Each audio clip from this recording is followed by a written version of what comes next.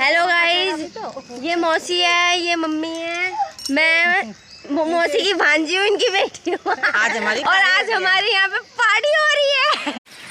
Hello guys, देखो आज हम आए हैं मुनि जी में। ये एक हमारे गांव में एक मंदिर है मुनि जी महाराज का। ये देखो पानी का तालाब है, ये देखिए यहाँ पे बहुत ही अच्छा मंदिर है। ये देखिए हम सब लोग यहाँ पे आए हैं।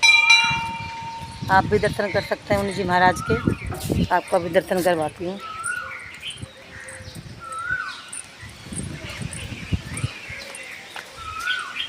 ये देखिए, ये है मुनि जी।